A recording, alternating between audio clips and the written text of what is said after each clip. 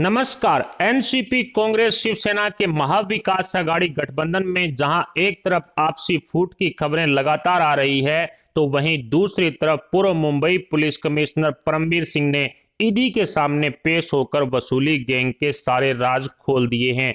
बताया जा रहा है कि चांदीवाल आयोग ने परमबीर सिंह को पूछताछ के लिए बुलाया, तो बड़े ही स्मार्टनेस के साथ परमबीर सिंह ने चांदीवाल आयोग को चकमा देते हुए किसी तरह का सबूत उनके पास होने की बात से इनकार कर दिया है। यानी परमबीर सिंह ने जो पूर्व गृह मंत्री अनिल देशमुख पर 100 करोड़ रुपए वसूली कांड के आरोप लगाए थे, उसको लेकर परमबीर सिंह के पास किसी तरह के कोई सबूत नहीं है। इस तरह का बयान परमबीर सिंह ने चांदीवाल आयोग को दिया है। लेकिन उसके तुरंत बाद ईडी के सामने पेश होकर परमबीर सिंह ने वसूली गैंग के सारे राज खोल दिए हैं। बताया जा रहा है कि परमबीर सिंह ने ईडी को एक गवाह की तरह सच बताया, जिसमें वसूली कांड के सबूत पेश करने की चर्चाएं भी तेज है। ऐसे में कहा जा सकता है कि उद्धव सरकार द्वारा बनाए गए चांदीवाल आयोग को चकमा देकर परमबीर सिंह ने ईडी के सामने वसूली गैंग के सारे राज खोल दिए हैं, जो उद्धव सरकार के लिए अब गले की फांस बन सकते हैं।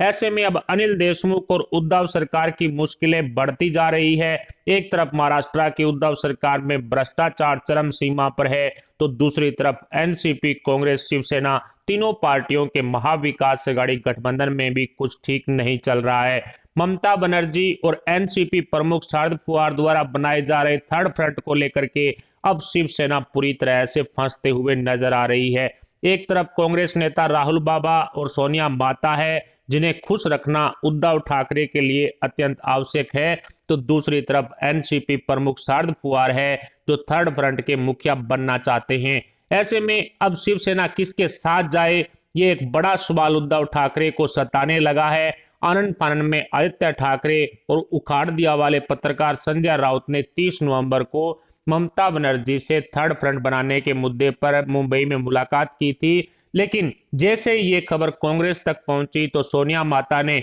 उद्धव सरकार गिराने का फरमान सुना दिया, जिसके तुरंत बाद शिवसेना ने अपने मुखपत्र सामना में माफीनामा भी दर्ज कर दिया। और इस माफीनामे के अनुसार शिवसेना को राहुल बाबा और सोनिया माता ही पसंद है। शिवसेना ने एनसीपी प्रमुख शरद पवार को ठुकरा दिया, जिसके बाद एनसीपी के नेताओं ने शिवसेना को आड़े हाथों लेना शुरू कर दिया है। और एक बार फिर से अघाड़ी गैंग में शिवसेना और एनसीपी के बीच तकरार साफ साफ देखी जा सकती है। शरद पवार के पीएम बनने वाले सपने को उद्धव ठाकरे ने ठुकराकर सबसे बड़ी भूल कर दी है। ममता बनर्जी और शरद पवार मिलकर यूपीए से कांग्रेस को बाहर का रास्ता दिखाना चाहते हैं, जिसमें उनकी सहयोगी पार्टी शिवसेना को साथ लेने की चर्चाएं भी तेज थी। लेकिन उद्धव ठाकरे ने एनसीपी के इस प्रस्ताव को ठुकराकर सोनिया माता के आदेश पर राहुल बाबा को ही अपना नेता मानना स्वीकार कर लिया है, जो एनसीपी पार्टी को कतई रास नहीं आया है। ऐसे में अब उद्धव ठाकरे एनसीपी और कांग्रेस के बीच में फंस चुके हैं।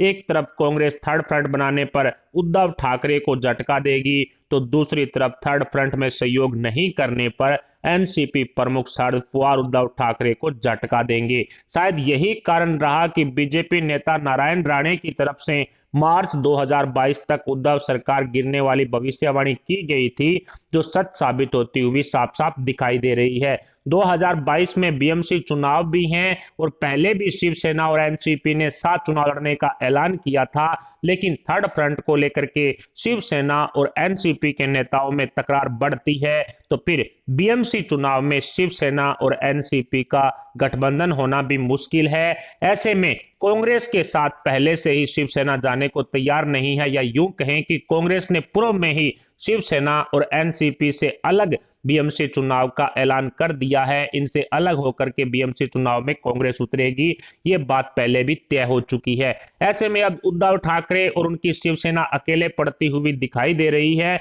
ऊपर से एनसीपी शरद पवार पूर्व में ही उद्धव ठाकरे को सीएम गद्दी सौंपने पर पछतावा भी व्यक्त कर चुके हैं।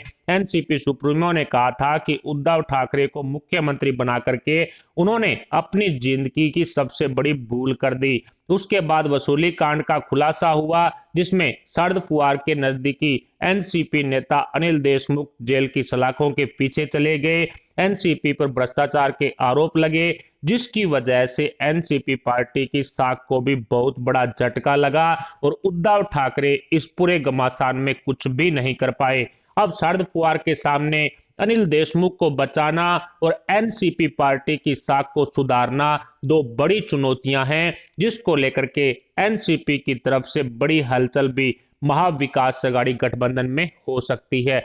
कुल मिलाकर कहा जा सकता है कि महाविकास अघाड़ी गठबंधन सरकार में फिलहाल बड़ा बदलाव देखने को मिल सकता है, क्योंकि एनसीपी और शिवसेना दोनों पार्टियों के बीच में जो घमासान है वो शुरू हो चुका है और इस घमासान का घाटा कहीं ना कहीं सीधे तौर पर उद्धव ठाकरे की कुर्सी को लगेगा। कहा जा सकता है कि अब उद्धव ठाकरे की कुर्सी छीनने जा रही है। कहा जा सकता है कि भारतीय जनता पार्टी मार्च 2022 में जो सरकार बनाने का दावा ठोक रही है उसमें कहीं ना कहीं सच्चाई है वो दिखने लगी है। उद्धव ठाकरे और शरद पवार के बीच में तकरार बढ़ेगी तो फिर विपक्ष को इसमें बड़ी सफलता भी मिल सकती है। ऊपर से शिवसेना के जो नेता है, शिवसेना के जो राज्यसभा सांसद है, इसके अलावा जो विधायक हैं, उनमें भी महाविकास अघाड़ी गठबंधन की विचारधारा को लेकर के काफी मतभेद है, जिसका फायदा विपक्ष उठा सकता है। ऊपर से परमबीर सिंह ने ईडी के समक्ष पेश होकर के जो अपना बयान दर्ज करवाया है, अघाड़ी गैंग और वसूली गैंग की जो राज खोल करके ईडी के सामने रख दिए हैं। ईडी के सामने वसूली गैंग के सारे सबूत भी परमबीर सिंह की तरफ से पेश किए गए हैं। उससे भी एनसीपी नेता अनिल देशमुख की मुश्किलें बढ़ सकती है। इसके अलावा अजीत पवार पर 1400 करोड़ रुपए की संपत्ति को लेकर के, उनकी संपत्ति जब्त कर ली गई थी, उसको लेकर के भी जांच चल रही है, जिससे भी एनसीपी नेताओं की मुश्किलें बढ़ती जा रही है। अब राष्ट्रीय एजेंसियों की जांच को कम करने के लिए, उनकी जांच को रोकने के लिए कहीं ना कहीं शरद पवार केंद्रीय नेताओं के साथ मिलकर के कोई बड़ा गेम प्लान कर सकते हैं। लेकिन फिलहाल बड़ी खबर यही कि एनसीपी और शिवसेना के बीच में तकरार बढ़ चुकी है, जिसका मुख्य कारण थर्ड फ्रंट है और थर्ड फ्रंट को लेकर के ममता बनर्जी महाराष्ट्र पहुंचती है तो उद्धव ठाकरे कहीं ना कहीं तबीयत खराब होने का बहाना बना लेते हैं और ऐसे में ममता बनर्जी के पास आदित्य ठाकरे और संजय राउत को भेजा जाता है। लेकिन जैसे ये खबर कांग्रेस के पास पहुंचती है तो फिर कांग्रेस आग बबूला हो जाती है, क्योंकि एनसीपी, कांग्रेस, शिवसेना तीनों पार्टियां बराबर की पार्टनर है महाविकास अघाड़ी गठबंधन सरकार में। ऐसे में अब एनसीपी, शिवसेना, कांग्रेस तीनों पार्टियों के बीच में घमासान देखा जा सकता है और आने वाले समय में इसके साइड इफेक्ट भी महाराष्ट्र की जनता को देखने को मिलेंगे। फिलहाल महाविकास अघाड़ी गठबंधन सरकार को लेकर के परमबीर सिंह ने ईडी के सामने किस तरह के सबूत पेश किए होंगे, इस पर अभी तक कोई चर्चा सार्वजनिक नहीं हुई है। कोई ईडी का बयान सार्वजनिक नहीं हुआ है, ना ही चांदीवाल आयोग को लेकर के कोई बयान अभी तक सार्वजनिक हुआ है। लेकिन ये तो तय है कि चांदीवाल आयोग को चकमा दे करके परमबीर सिंह ने ईडी के सामने वसूली गैंग के सारे राज खोले हैं, जो उद्धव सरकार के लिए गले की फांस बन चुके हैं। फिलहाल महाविकास अघाड़ी गठबंधन में उद्धव सरकार को लेकर के क्या एनसीपी प्रमुख शरद पवार शिवसेना को बड़ा झटका दे सकते हैं, इस पर आप अपने विचार हमें कमेंट बॉक्स में बताएं। साथ ही वीडियो को लाइक करके हमारे चैनल को सब्सक्राइब जरूर कर लें। अभी के लिए इतना ही, मिलते हैं अगली बड़ी अपडेट के साथ। तब तक के लिए जय हिंद, जय भारत।